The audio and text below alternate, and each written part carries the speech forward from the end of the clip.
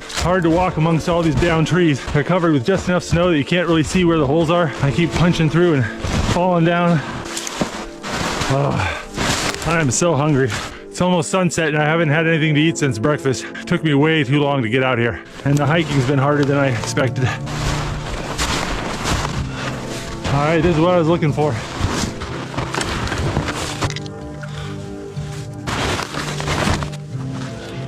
One of these large dead trees has fallen over in the windstorm and this root ball is pulled up. It's a giant fireproof wall I don't have to build, and that's a really good thing.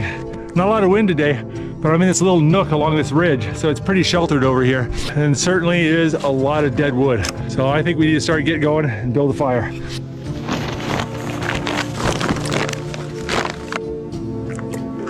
Man, I'll tell you what, it is cold. It's about 0 degrees Fahrenheit right now. I was all sweaty when I was walking around, but I am starting to get cold in a hurry.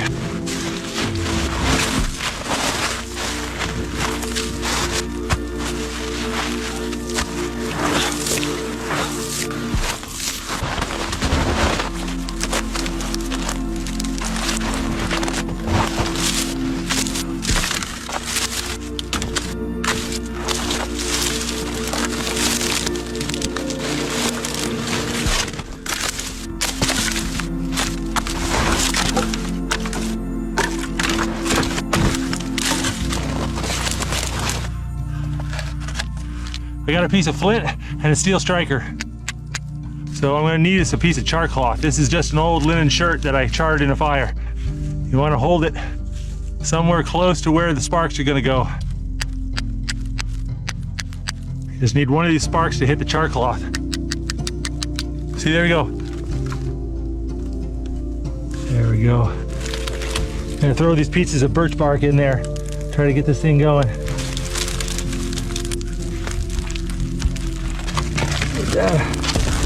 There we go. Starting to catch. Oh, gonna warm my fingers up. That didn't want to light. I had to use all my char cloth and all my cotton balls to get that started. Really don't want this fire to go out. It's gonna get even colder tonight, I'm sure of it. All right, we're gonna need a lot more wood.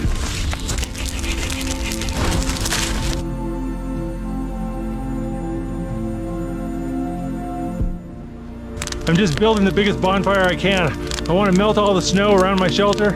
I want to heat up the ground and heat up that root ball. By the time I get ready for bed, everything's got to be bone dry and warm.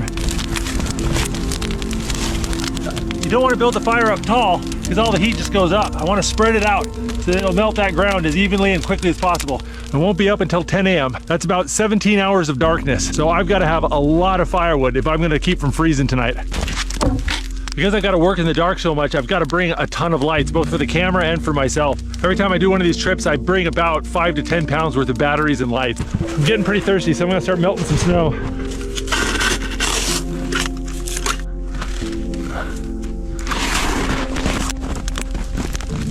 My inReach keeps beeping at me, saying low temperature warning. Okay, we're gonna put it in my pocket. Feels like it's getting below 0 degrees Fahrenheit. All my batteries and lights and everything will start getting really affected by the cold.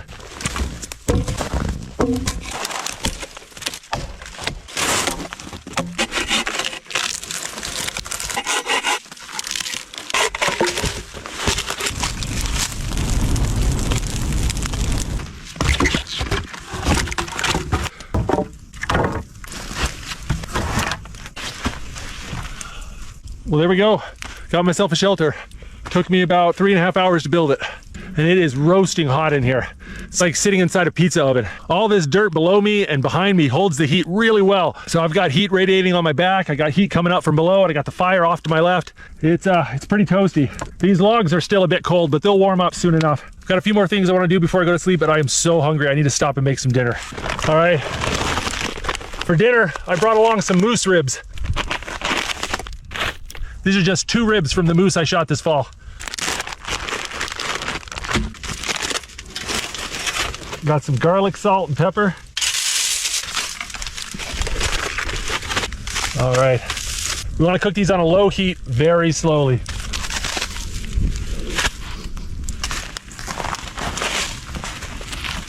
While I wait for those ribs to cook, I'm gonna go ahead and make up some bread dough. We got some bread flour and yeast in here, and I'm just gonna add a little water to it.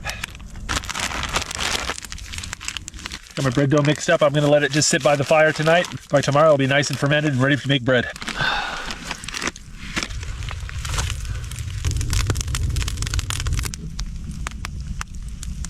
While I wait for the ribs, I'm gonna go ahead and make some soup for dinner.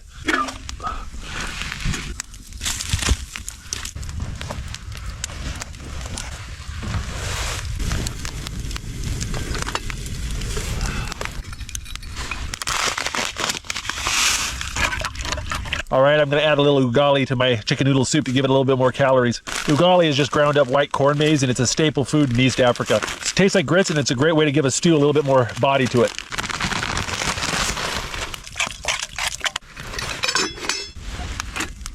Oh, I can smell the moose.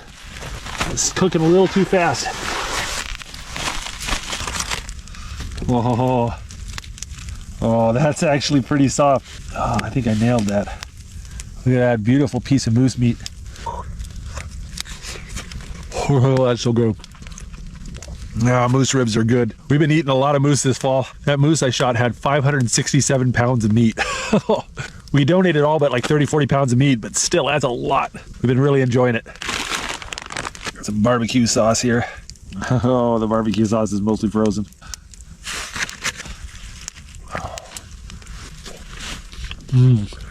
That came out just perfect. Oh, that was good. There we go. That was delicious.